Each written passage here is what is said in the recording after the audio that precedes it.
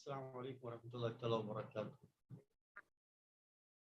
إن الحمد لله وحده الصلاة والسلام على من لا نبي بعده وبعد اللهم صل على محمد وعلى آل محمد كما صليت على إبراهيم وعلى آل إبراهيم إنك حميد مجيد اللهم بارك على محمد وعلى آل محمد كما باركت على إبراهيم وعلى آل إبراهيم إنك حميد مجيد رب اشرح لي صدري ويسر لي أمري واحلل عقدة من لساني يفقهوا قولي سبحانك لا علم لنا إلا ما علمتنا إنك أنت العليم الحكيم. بسم الله الرحمن الرحيم. All praise be to Allah subhanahu wa ta'ala, and His choicest blessings be upon our Prophet Muhammad sallallahu ta'ala alayhi wa sallam. In today's class, we are going to discuss about the devil's deception regarding the Brahmins. As we know that Allah subhanahu wa ta'ala, He granted respite to Shaitan until the last day to come. And He also gave him the power that he can deviate the people. But at the same time, He has blessed us with the choice not to follow the whims and whisperings of Shaitan. However, as Allah subhanahu wa ta'ala says in the Quran, that most of the people follow his whisperings and they follow his path. One of the sects or one of the group of people who were misled by Shaitan, deviated by Shaitan, they are Brahmins. Hafiz ibn al-Jawzi rahimahullah mentions about the Brahmins that they were also the victim of tricks and traps of Shaitan. And according to Ibn al-Jawzi rahimahullah, he says, Iblis has deceived some Indian Brahmins to burn themselves as a form of getting closer to God. What they do is that they dig a trench and people gather around it. Then the man who is about to burn himself arrives wearing a lot of perfume. They beat on their drums, chanting glad tidings to the soul that has been attached to paradise. He responds, let this sacrifice be accepted and let me reward be paradise. Let my reward be paradise. Then he sits inside the burning trench. Afterwards, if he attempts to escape, they shun him until he returns to the fire again. And some of them take hot coal and set it on their stomach until his intestines come out of his belly and dies. Others stand near the fire until all of their fat is burnt away and they'll fall into the fire. And others chop pieces of their flesh and throw them into the fire. Some of them worship water, claiming that it is the source of life. They prostrate to water and some of them jump into fire, then into the water. They continue to do so until they die. So these are some of the practices of the Brahmins. Brahmins, when we see, it is considered to be the elite class of the Hindu society. As I have discussed this before, that regarding the Brahmins, regarding the Hindu society is a caste-based society. Means they classify the humans into 4 classes. They say on the top of the human pyramid are the Brahmins. Then down to Brahmins are Kshatriyas. And down to Kshatriyas are Vaishyas. And down to Vaishyas are Dalits or Shudras. These are 4 classes. As far as Shudras or untouchables or lowest rung or lowest section of the society, of the humanity, they constitute to be almost more than 60% of the total population of Hindus. Regarding the Brahmin class, the top elite class among the Hindu society, they are the one who set all these articles of faith into motion. And regarding their faith, which Ibn al-Jawzi says, rahimahullah, we need to understand one important thing. When Ibn al-Jawzi mentioned about the devil's deception regarding the Brahmins, so his available sources were the Muslim sources, of course, like Sheikh al-Nawbakhti, his Araw Ahl-Diyanat, and then there were other sources available to him. But we have to understand one important thing, that the fundamental to Hindu society is polytheism, that their belief in multiple gods and goddesses. There's a multitude of gods and goddesses they believe in. As long as a practical aspect of their worship is concerned, it kept on changing. With every passage of time, it kept on changing. The reason is there is no any concrete concept of worship. The foundation is based on shirk. The foundation is based on associating partners to Allah, ascribing partners to Allah subhanahu wa ta'ala. And this has assumed various forms. And they wanted to please their gods and goddesses. As I have discussed this before, that pleasing someone super, or someone who is above our, who is having unlimited power. This is Allah subhanahu wa ta'ala. This is how Allah created us, that we have an element of offering sacrifices, utmost sacrifices for some supreme being. Allah subhanahu wa ta'ala put this element, or Allah subhanahu wa ta'ala put this passion into the human nature just for himself, that we should be readily motivated to offer any form of sacrifice for the sake of Allah subhanahu wa ta'ala. None other than Allah deserves this right, that a person offers his utmost sacrifices to someone else. قُلْ إِنَّ صَلَاتِي وَنُسُكِي وَمَحْيَايَ وَمَمَاتِي لِلَّهِ رَبِّ الْعَالَمِينَ. Say, my prayer, my sacrifice, my life and my death, it's all for the sake of Allah subhanahu wa ta'ala, the Lord of all worlds. So this is a fundamental element found in the human nature, in the human essence, in the human synthesis. The fundamental element is that a kind of passion to offer utmost sacrifices for some supreme being. And in Islam, it is Allah subhanahu wa ta'ala. So this passion is there. However, when it is deviated from its right course, when it is deviated from this right direction, so it has to find out substitute for this. And the Brahmins, they found the substitute in terms of multitude of gods and goddesses. And their practices, it varied from one century to other century. Even it changes from decade to decade.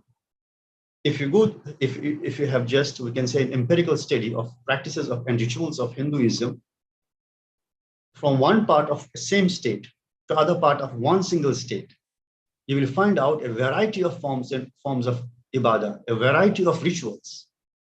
And if you just wait after a few decades, the whole spectrum of the ibadah might have been changed. But one thing, the fundamental thing you will find everywhere, that is the concept of associating partners to Allah subhanahu wa ta'ala. So Brahmins, they set up all these things. That's why the elite of Dalit class, the lowest class, or the Shudras, or the untouchables, their leaders always were having disagreement with the upper class, that is the Brahman class. Because Brahmins, they think themselves to be holy Brahmins, the pious Brahmins, the pure Brahmins, and others they're all impure races. They're all impure castes, because it is by birth one can be a Brahman. It's not by virtue of one's ibadah, one's worship or adoration he can achieve this status. It's a caste based. So you cannot buy this caste. You cannot assume this caste.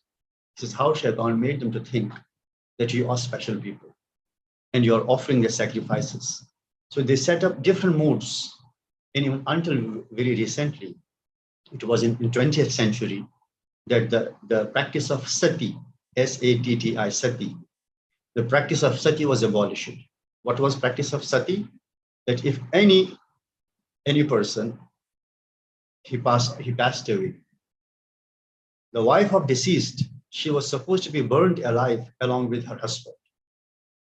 And it was assumed that if she wants to get salvation, if she wants to get emancipation, she won't achieve salvation or emancipation if she doesn't allow herself to be burnt alive.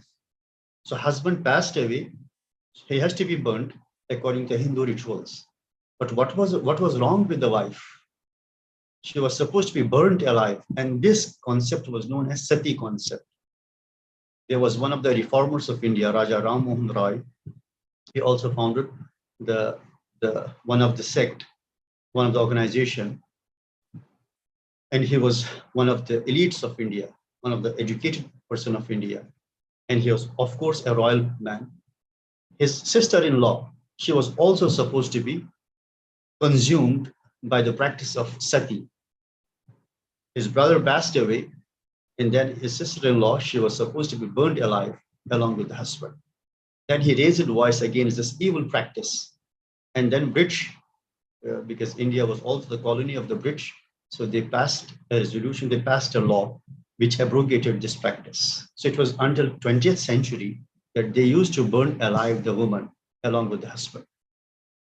And this was considered to be, this was adored, and this was elevated. And this concept was so much glorified that everybody, it became the part of the culture. So the element of offering sacrifice for some supreme being, it is in the human nature. But Shaitan successfully could deviate it. He could successfully deviate it, and in place, he replaced Allah subhanahu wa ta'ala with a multitude of gods and goddesses. That's what happened with the Hindus. So their practices. And then another sect among them, they worship the water. They call water Jal Devta, means is a water god, simply we can say. And according to their philosophy, water symbolizes life. No doubt, Quran also mentions in other aspect, Allah subhanahu wa ta'ala says, وَجَعَلْنَا مِنَ الْمَاءِ كُلَّ شَيْءٍ حَيٍّ. Indeed, we infuse life into everything through water. So water is one of the important element for survival of human beings. It's one of the important element of life supporting system. There is no any denying the fact, but at the same time, water itself is a created thing. It comprises of two elements, hydrogen and oxygen.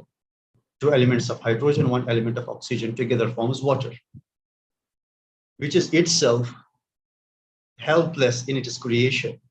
How come it be a god? Allah subhanahu wa ta'ala put certain characteristics into it. And one of them, as I said, water serves as to be the life supporting system. Without water, life cannot be possible. And even the human cell, we are made up of cells. More than 70% of the cell it is made up of water. Our own globe, most part is occupied by the water. So it's very essential element. But at the same time, can it constitute to be a god? Does it deserve to be worshipped? So Brahmins, Shaitan made them to understand. He made them to think that this is the life supporting system. This helps us to survive. This helps us to live on planet. So they start worshipping it instead of worshipping the one who created this. So that's how Shaitan deviates the people from the true source of worship. That is Allah subhanahu wa ta'ala. We find out a number of blessings and bounties around us. We find sun. It gives us heat energy, light energy, and then besides it, a tremendous amount of energy. Tremendous amount of energy we obtain from the sun. Then there are some useful and beneficial rays that emanate from the sun, which are immensely important for us. Even vitamin D, which is important for our bones, we obtain it from the sunlight. So there are many beneficial things we get from the sun. Now, one group of people, they begin to worship the sun by virtue of these blessings, by virtue of these benefits. But they fail to understand who put these benefits into it. Beauty of Islam is that it takes us to the source of all blessings. Rather, to be swayed by the benefits of a particular creature, it tells us that you need to find out the source of these beneficial creatures. And that's Allah subhanahu wa ta'ala, be it sun, water, wind, or any important element that ensures our life on planet. Who is the source of all this creation? Allah khaliqu kulli shay. He is the creator of everything. So instead of being thankful to these blessings, which it in itself doesn't possess any sort of sensibility, they cannot feel that they are being worshipped because they are simply, we can say, the elements, brainless, mindless elements, consciousless elements. So beauty of Islam is, so we should be tremendously thankful to Allah subhanahu wa ta'ala instead of worshipping the creatures, which are itself dependent on Allah's will and Allah's command. So all the creatures came into being by the will of Allah subhanahu wa ta'ala, by the command of Allah. إِنَّمَا أَمْرُهُ إِذَا أَرَادَ شَيْئًا أَن يَقُولَ لَهُ كُن فَيَكُونُ. Indeed, his affair is that whenever he wishes to do anything, he says to it, be, and it happens. It becomes, it comes into being. So all the creatures. So Islam taught us that there must be a line of demarcation between Khaliq and Khalq. or makhluk, the creator and the created. Everything that we can see, or even there are many things which we cannot see, it's all khalq. Hada khalqullah, as Allah says in the Quran. This is the creation of Allah subhanahu wa ta'ala, and creation doesn't deserve to be worshipped because it itself is dependent in its existence upon someone else, and that is Allah subhanahu wa ta'ala. Shaitan, he deceived Brahmins and other sections of the people and caused them to worship the things which itself are dependent on Allah subhanahu wa ta'ala. In their existence, in their being, who brought them into existence? It is Allah subhanahu wa ta'ala. I always give an example, and a beautiful example to understand that we need to see the source of the good, the source of all the blessings and bounties. What is the source? It's Allah subhanahu wa ta'ala. Every month you get $100,000 in a bank account, by virtue of which you can take care of all your needs, your education, your house, your car, your family needs, the education of your children. Each and everything is taken care of by this amount. And you don't know who sends it to you. So you will try your best to find it out who this benefactor is, who managed to send every month what I need in my life, or without which my life would have faced a lot of hardships, a lot of problems.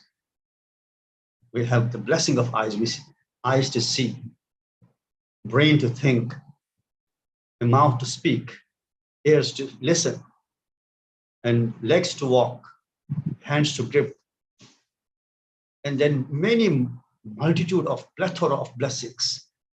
We are flooded with the blessings. We are surrounded by the blessings. Who is the source? Did it happen of its own? Absolutely not. There's one great creator, the lone creator, the only creator. That's Allah subhanahu wa ta'ala. So Tawheed, oneness of Allah subhanahu wa ta'ala, is matchless blessing of Allah subhanahu wa ta'ala. It's matchless. There's no any good deed which can be compared to Tawheed of Allah subhanahu wa ta'ala. That's why in Islam is the top of all good deeds. The best of all deeds is Tawheed. Strong belief that none deserve to be worshipped except Allah. A simple statement, La ilaha illallah.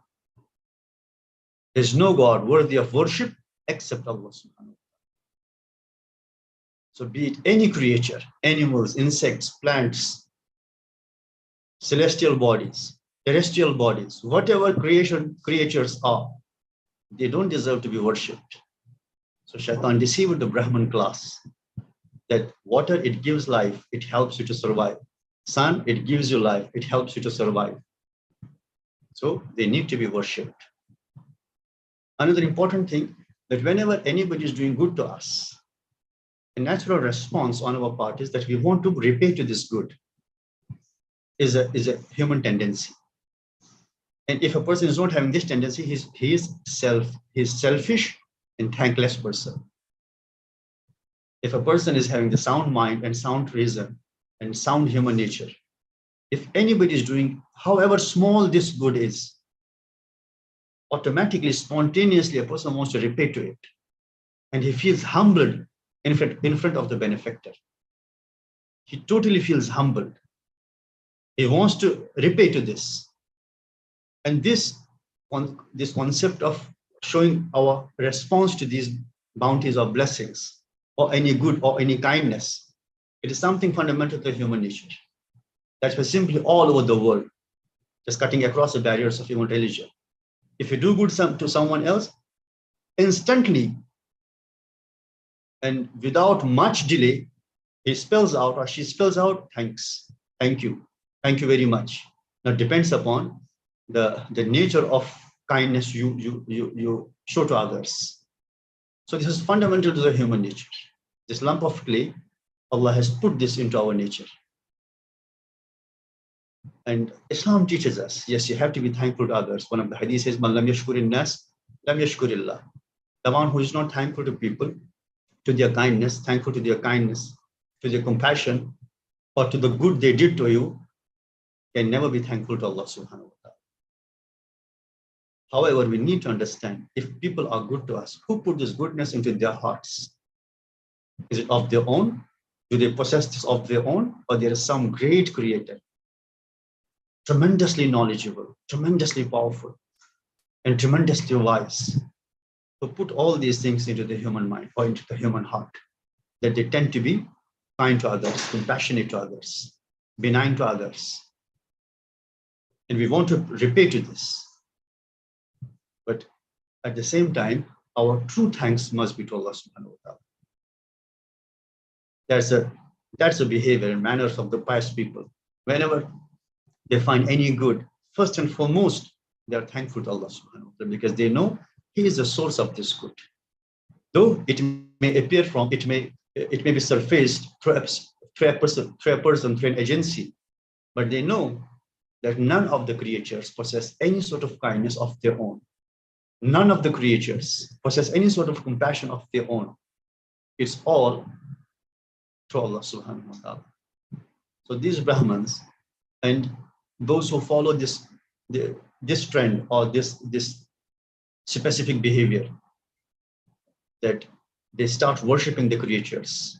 With this protects that these creatures benefit them. They saw that the cow, it gives milk, so they start worshipping it. Taratima, soil worshipping. They saw the soil gives a lot of crops, but they forgot to think, to contemplate who facilitated this capability or these qualities to the soil. So they worship soil, they worship cow, they worship water, they worship sun, and many more, multitude, millions of gods and goddesses.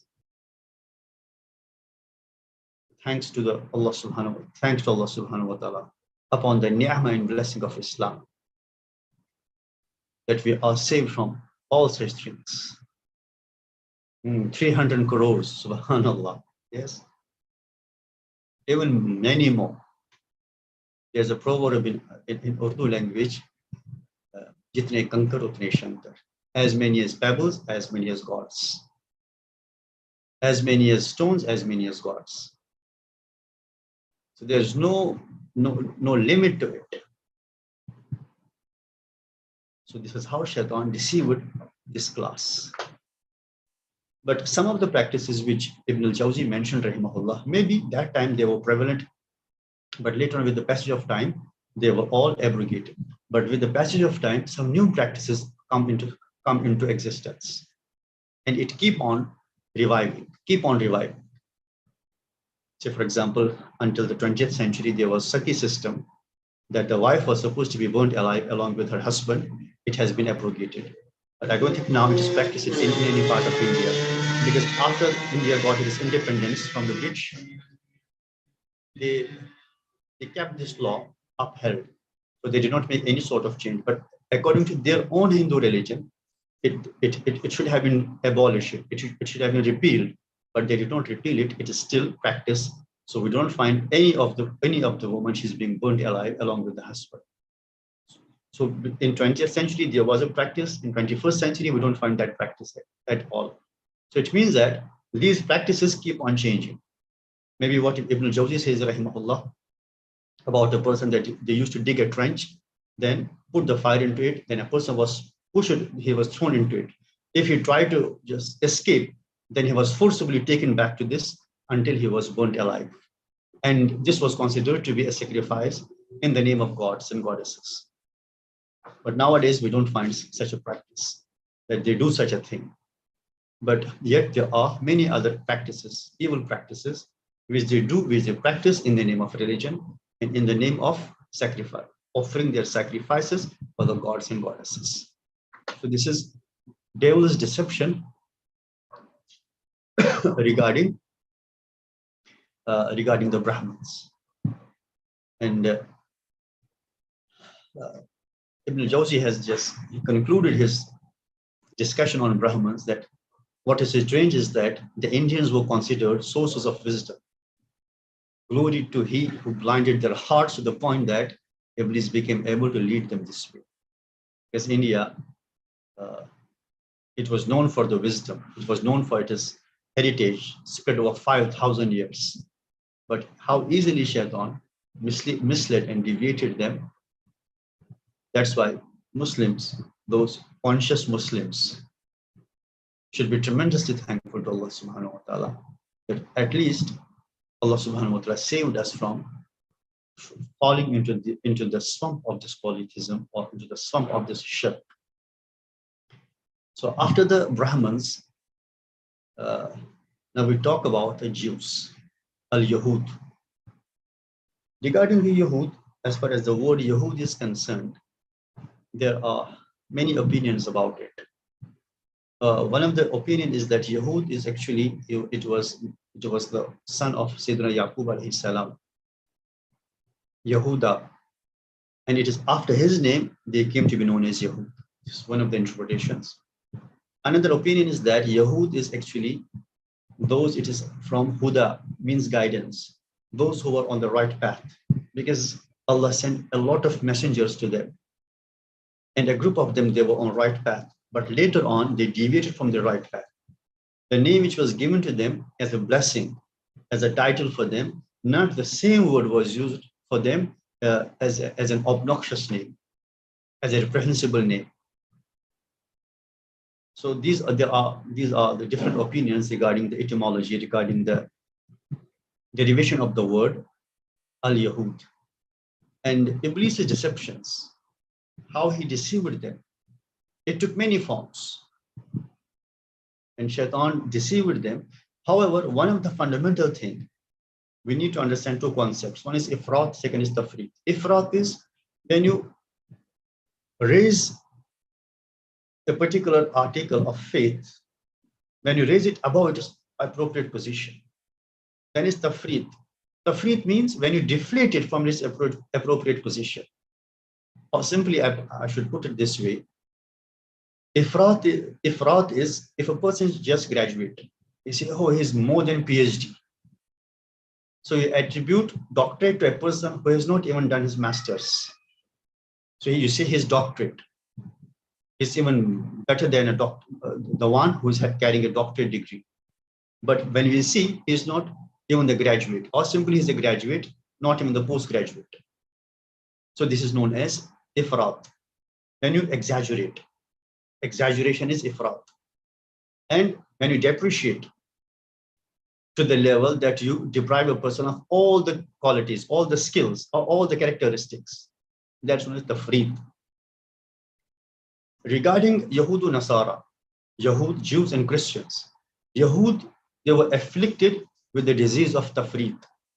They deflated the position of the prophets. As Allah subhanahu wa ta'ala says in the Quran, فَرِيقًا تَقْتُلُونَ وَفَرِيقًا تُكَذِّبُونَ وَفَرِيقًا تَقْتُلُونَ. A group of the messengers, you denied them. You repudiated them. Yet another group of messengers, you slayed them. You killed them. So they did not, and even Sayyidina Isa alayhi salam, as belief in his messengership is one of the fundamental article of faith of the Muslim. If any Muslim doesn't believe in the messengership of Isa alayhi salam, he ceases to be a Muslim.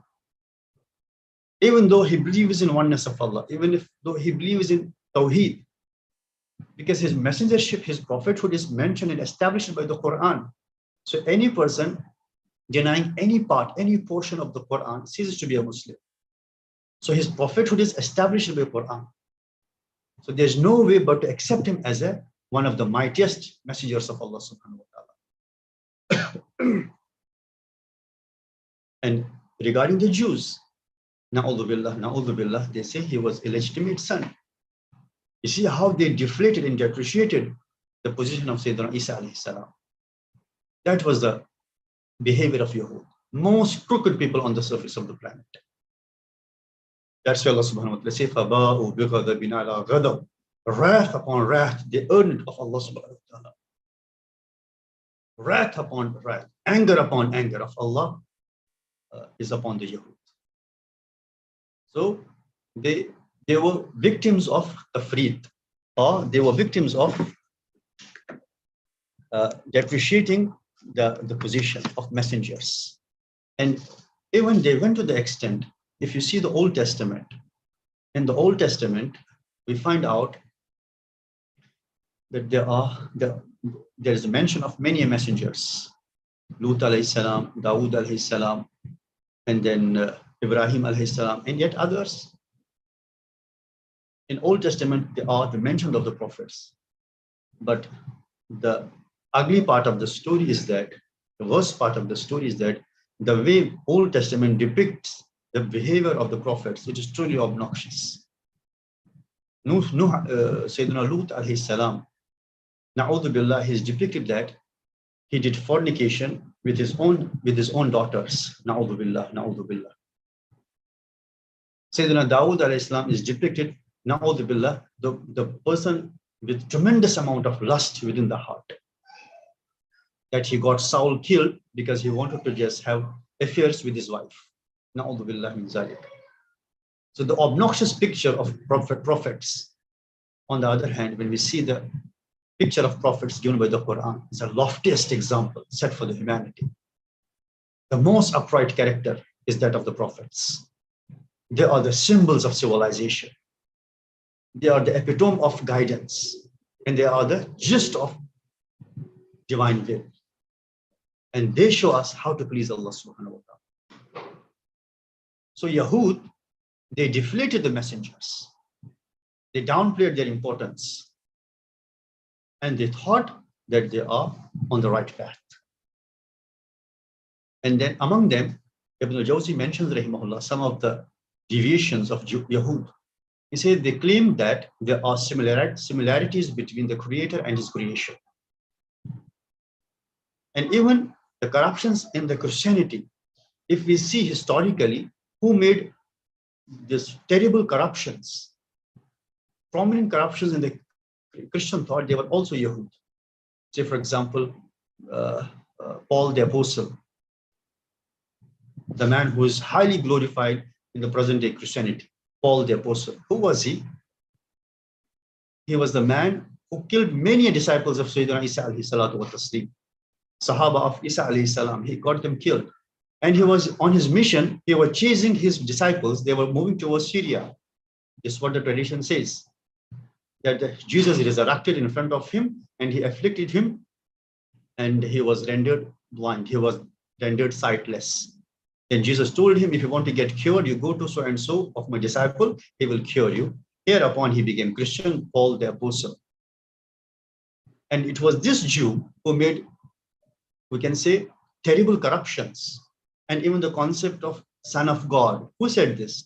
There is not a single verse in the whole Bible, in all four, all four versions, Matthew, Mark, Luke, and John. You cannot find a single verse which says that Isa alayhi salam said, I am Son of God. It was Paul the Apostle who propagated this theory. So when we discuss about Christianity, inshallah, there we explain and go into details. The Yahud were instrumental in corrupting even the Christian faith, or introducing many sort of bid'ah and many sort of obnoxious articles of faith that became the part and parcel of the Christian faith. Who were the people behind its introduction? It was the Yahud. So they said there are similarities between the Creator and His creation.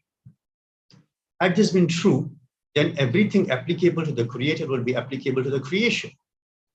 Abu Hamid, that is Abu Hamid al-Ghazali rahimahullah, said that Jews claim that God was a man made from light, sitting on the chair of light, wearing a crown of light, and that he had limbs similar to human limbs. Na'udhu billah. That's what the Mujassima, one of the deviated sects among the Muslims, we are going to discuss about them later on, that they say they believe in the personified image of God. They say, as we have the hands, so the God has, but as behoves to him. But he has the hands as that of the human hands. Wajhullah, face of Allah subhanahu wa ta'ala. He has the same face as that of the humans, but as behoves to him, but he has the face. So they believe in the personified God. Actually, the idea came from the Yahud, who believed that God is personified. So he had the limbs similar to the human limbs. And another sect, the dominant sect of the Yahud, or we can say this is the common belief among all the different sects of the Yahud, that Sayyidina Uzair alayhi salatu wa taslim was son of Allah subhanahu wa ta'ala. He is Allah's son. As Christians believe that Jesus, peace be upon him, He is son of God. Na'udhu billah. The Jews, they believe that Uzair alayhi salam is son of God. And they the simple flaw with this theory is that God is, which is needless. He doesn't need anything. Whenever God needs anything, it means that he is dependent on something, and God can never be dependent. He's absolute in all his parts, in all his actions, in all his essence and being. He's all absolute. That's what amounts him to be God. That's what constitutes him to be God. But if God needs something, he is dependent on something. So Quran clearly mentions Allahu Samad. Qul say Allah is one. Qul huwallahu ahad is only one. Allahu Samad is absolute. He doesn't need anything at all. He's perfect in all aspects. And when he has a son, so it means son, how son comes into being. So if you explain this, then wallahi, while explaining this, the iman feels a kind of jerks, and because it is something we attribute to Allah subhanahu wa ta'ala, which he doesn't behoove to. It doesn't behoove to Allah subhanahu wa ta'ala. It doesn't befit to Allah subhanahu wa ta'ala. So Uzair alayhi salam, he was born. Uzair alayhi salatu wa taslim, he had the human needs. He was having wife, he was having children. Uzair alayhi salam, he needed the food. Quran mentions about him in Surah Al-Baqarah. أو كالذي مر على قرية وهي خاوية على عروشها أن يحيي هذه الله بعد موتها. Or the example of a person who passed by a sea. أو كالذي مر على قرية. He passed by a sea and then he saw خاوية على عروشها. It was dilapidated. It was destroyed. So he wanted to have some rest. So he reclined, and there were rotten bones scattered around. All of a sudden, a question hit to his mind. A question strikes his mind. أَنَّا يُحْيِي هَذِهِ اللَّهُ بَعْدَ مَوْتِهَا. Who will raise these bones again after they are decomposed and they are rotten? And this was not a question of objection to Allah, na'udhu billah. This was a question of amazement, bafflement, and astonishment. But how come Allah subhanahu wa ta'ala will raise these rotten and decomposed bones back to the life? Allah showed him. Allah caused him to die for 100 years, 1 century completely. He was lying there. It's mentioned when Uzair alayhi salatu wa taslim, he left his home, he was just around 30 years old. So his children were just very young. Now 1 century passed by. So his children, they were grown-ups, they were married, their children were grown-ups, they were married, they had their children. So Uzair alayhi salam was now great-grandfather. Then Allah subhanahu wa ta'ala sent a malak, an angel, back to Uzair alayhi salam. He infused life back to him. When Uzair alayhi salatu wasalam regained his consciousness, he gathered himself up. What he finds, he was having a donkey and food. Quran says, وَطَعَامُهُ لَمْ يَتَسَنَّهُ. 100 years passed by, but his food was still intact. It did not spoil. This is the power of Allah subhanahu wa ta'ala. And what we also learn from this, Einstein very lately discovered the theory of relativity of time. The time is relative. The Quran clearly mentions time is relative. For Uzair alayhi salam and for the food, time did not affect.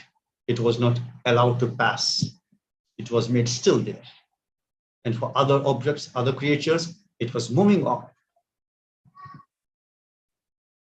So Sayyidina Uzair alayhi salatu wa taslim, he saw himself. انظر إلى حمارك كيف ننشزها ونقصها لحما. Oh Uzair, you see, you look at this donkey. How do we gather him back? And how we clothe his bones with the flesh. And the donkey was raised again, his skeleton first. Then Allah subhanahu wa ta'ala caused these bones to be clothed by the flesh. And the donkey started braying. Then he said, Ya Allah, Before, as I said before, his question was not that of objection, it was that of amazement, it was that of astonishment.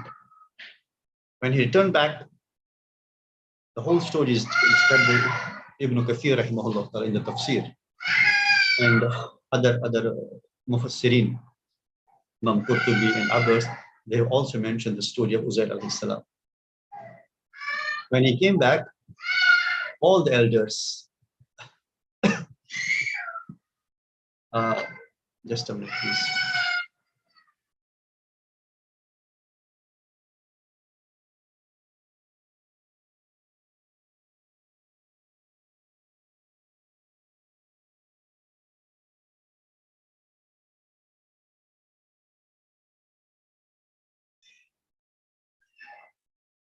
Uzair alayhi salatu wasalam, when he went back, so there was nobody in the house. He knocked at the door. There was an old lady. During the time of Uzair alayhi salam, she was serving the family, and she was paralyzed and blind. She could not see. When she asked who is there, Uzair alayhi salatu wasalam said, Uzair, and she was awestruck. She was totally surprised. Said, how come he left 100 years before and he did not return back? Okay, if you're Uzair, Allah blessed him, he was mustajab al-da'wah. That all his dua, supplications, Allah always answered and accepted. If you're Uzair, you make dua for me so that I can see you. You make dua for my eyesight. Sayyidina Uzair alayhi salatu wasalam, he made dua. Allah returned his eyesight back, and she could see his Uzair alayhi salam. And his children, his grandchildren, his great-grandchildren, they're all old, and great-grandfather is quite young. And from there, Jews start saying that he is son of God. No, this was the beginning. And they say he is son of God.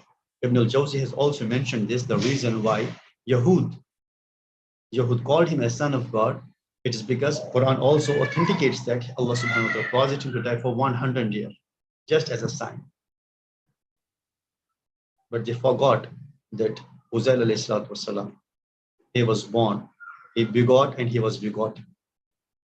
He had many children, he had the wife, and he had the human needs. And how come any human being who has all these needs can constitute to be a God? This was biggest our blunder, biggest our deviation, which Shaitan caused to the Yahud. And they all became victim of it.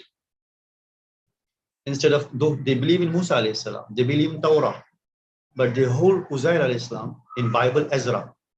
They hold him, they take him as son of God. The biggest ever lie on the surface of the planet. The biggest ever lie is that Allah has any of children. Is above all these misattributions. He is Quddus, and he is matchless. There's nothing like unto him. No any creature resembles with him. He is matchless. La lidda lahu wa la shibha lahu wa la sharika lah. La ilaha illallah. He is the one and only one in his essence, in his attributes, in his being, in his acts. And there's no any partner to him. Wahdahu la sharika lah. There's no any partner to him. Blessed are those people who understand this reality on the surface of this planet before they die. Fortunate are those people who understand, who realize this reality, and they take this reality to the depths of their heart. And this reality is enrooted into the depths of their heart, that is one and only one who is worthy to be worshipped. And there is no any creature on the surface of the planet besides him who deserve to be worshipped beside him. So la ilaha illallah. So Yahud, Shaitan misled them, deviated them, took them away from the right path, and they thought themselves to be on the right path.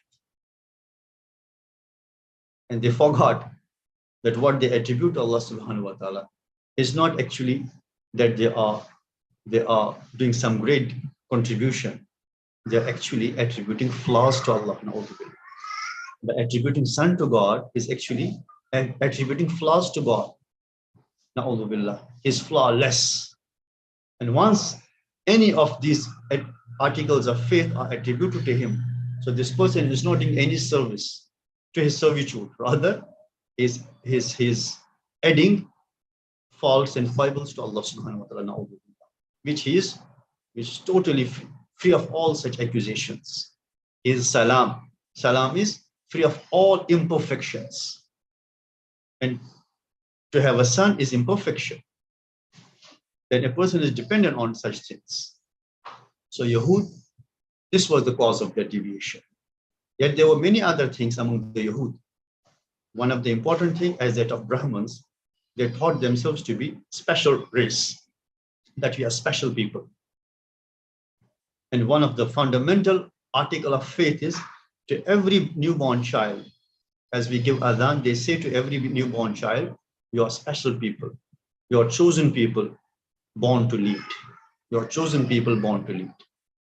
And they think they divide the humanity, as Brahmins divide the humanity into 4 classes. Jews, they divide the humanity, stratify the humanity into 2 classes. One, Jews, special race, and second, Gentiles, non-Jews, or they are all Gentiles. Means they are born for the service of Jews. As Brahmins believe that Kshatriyas, Vaishyas, and Shudras are the 3 lower classes. They are meant for the service of the Brahmin class. So these Jews, they believe that Gentiles, all other communities, all other groups and sections of the humanity, they have been created just only for the service of the Jews. This is how Shaitan made them to think that they are special people. Nobody is special by virtue of his race, by virtue of his caste, by virtue of his linguistic background, by virtue of his color, by virtue of his specific territorial region. Nobody is, rather, it's all because of the amal, all because of the good deeds of a person that is being appreciated by Allah subhanahu wa ta'ala. Ya ayyuhan nas, inna khalaqnakum min dhakarin wa untha wa ja'alnakum shu'uban wa qaba'ila lita'arafu inna akramakum indallahi atqakum. Allah subhanahu wa ta'ala has clearly mentioned in Surah Al-Hujurat, Ya ayyuhan nas, O mankind, inna khalaqnakum min dhakarin wa untha. Indeed, we have created you from single pair of male and female, that is Adam and Eve alayhim as-salam. Peace of Allah be upon both of them. Inna khalaqnakum min dhakarin wa untha wa ja'alnakum shu'uban wa qaba'ila. And I have made you into nations and tribes. Why? Why different nations? Why different tribes? Why different castes? Why different races? Why different even languages? لِتَعَارَفُوا. So that it is easier for you to recognize one another. It's just for recognition purpose. There's no way caste, color, language, nationality, it can no way surpass your own conduct. Inna akramakum indallahi atqakum. Indeed, the most honored amongst you in the sight of Allah is the one who is most pious. Yeah. What counts here is the piety, not what race I belong to, what nation I belong to, what language I speak, what color I do possess, what countenance I have. So all these man-made these distinctions, they stand nowhere. They are null and void in front of this verse, which only says the stratification of humanity is on the basis of their own amal, is on the basis of their own conduct.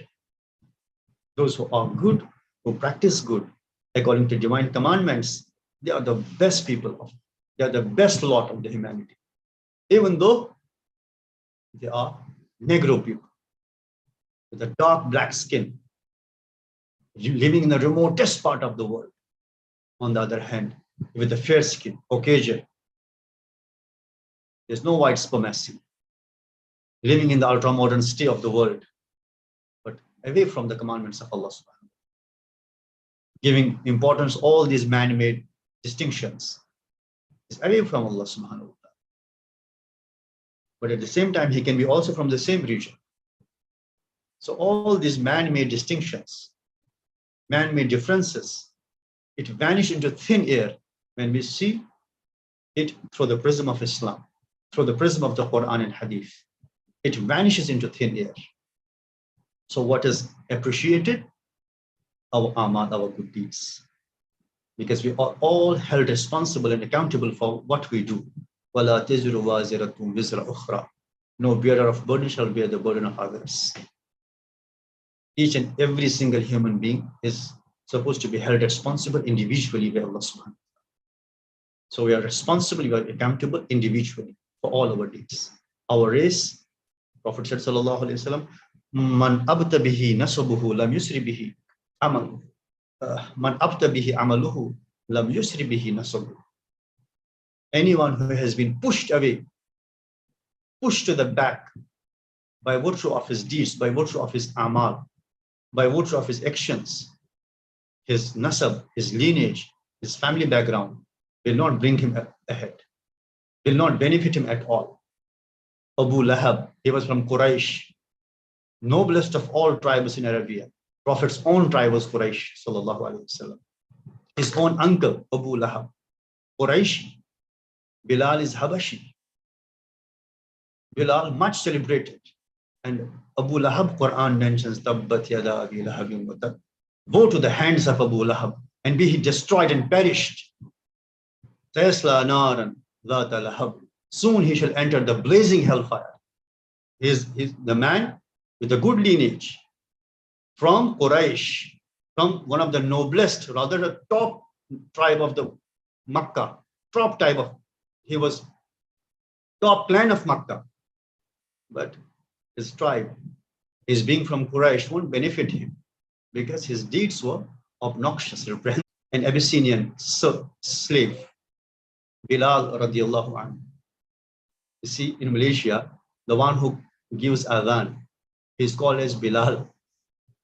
Is how he's being celebrated even after 1400 years. That's what Islam is. That it doesn't give any importance to all these human differences. And the Jews, they stratified the humans on the basis of race. It's a racial religion based on the race. In the sight of Allah subhanahu wa ta'ala, there is no any importance to it. So Shaitan deviated them, deceived them that you are special people. And when we see their deeds there, it is truly obnoxious. All the interest-based system, who are the founders? Yahud are the founders of this interest-based system. In the ancient time and also the modern time, two top-level financial institutes of the world, they are also known as Bretton Woods institutions. That is World Bank and IMF, International Monetary Fund. Who set up the system? It was the Yahud. And the top positions, even right now, who occupy the top positions there? It is the Yahud. And the whole system of this interest-based economy, it is set up by the Yahud. So there's no any end to their obnoxious deeds, yet they still believe that they are special people. We ask Allah subhanahu wa ta'ala to save us from all sorts of deviations and bless us with the tawfiq to understand the truth in its right perspective. And again, we ask Allah subhanahu wa ta'ala, after we understand the truth in its right perspective, bless us with the sincere and humble action of it and accept that action from us. Ameen ya Rabbal Alameen. If there is any question with anyone, you can ask us.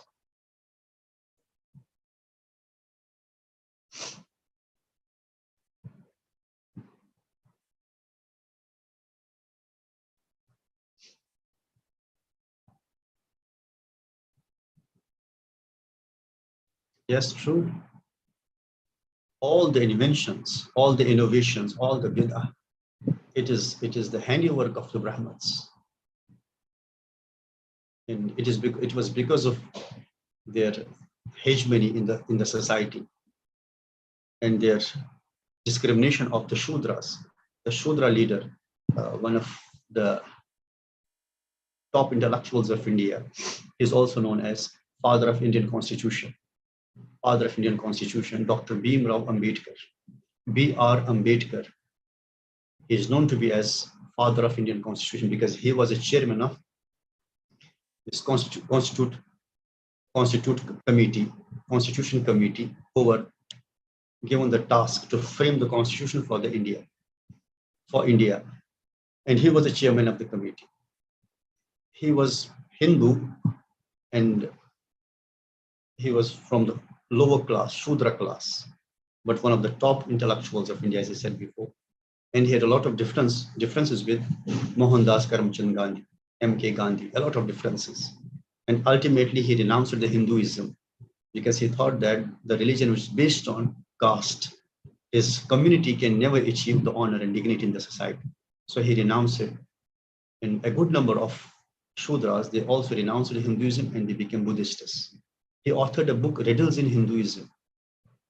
Then you see how it's a sarcastic book, how he castigates the teachings of the Hindus, which is found in their scriptures. How do they deflate the other sections? How it glorifies one single class, that is Brahman class. And they constitute to be not more than, I think, 10% of the total population. The whole structure is set in such a way that this class is always at the top level. So this is, so Bhimrao Ambedkar, he authored the book, Riddles in Hinduism. You can find out many riddles in that particular book.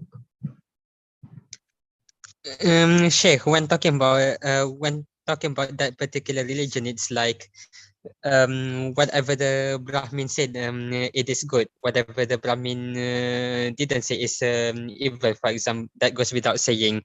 The issue of LGBT and bestiality. Sorry, come again. I did understand that whatever they declare to be good, it is good. Whatever they declare to be evil, it is evil. Yes, that is. For example, the sati, it is good because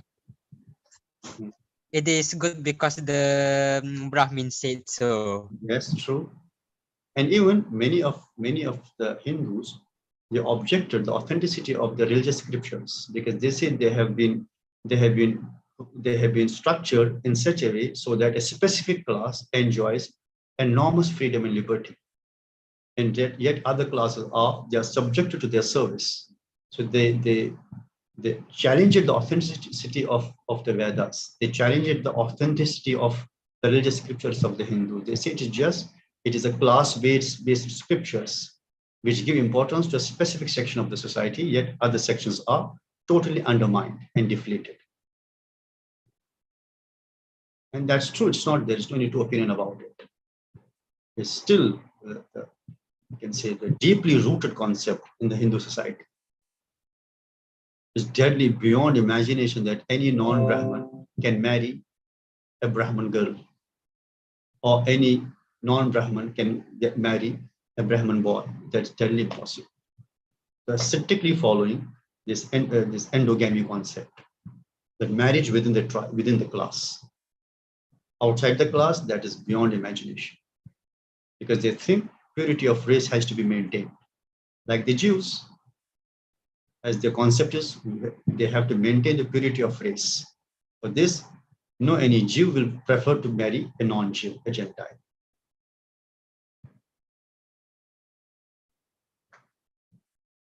Jazakumullah khaira.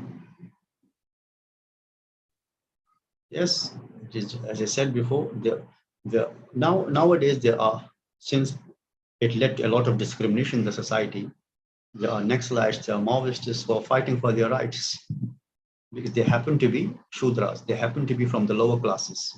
So they are never given the opportunity to rise to the high positions. So when they are denied politically their rights, so they resort to the violence. And still the structure is, but a good amount of people now, they rise against the Brahman hegemony. But the structure of society is still, whatever they declare to be good, it is good. Whatever they declare to be wrong, that's considered to be wrong. And for your information, in Delhi High Court, they already passed the law in favor of the gays. Many years back, they passed this.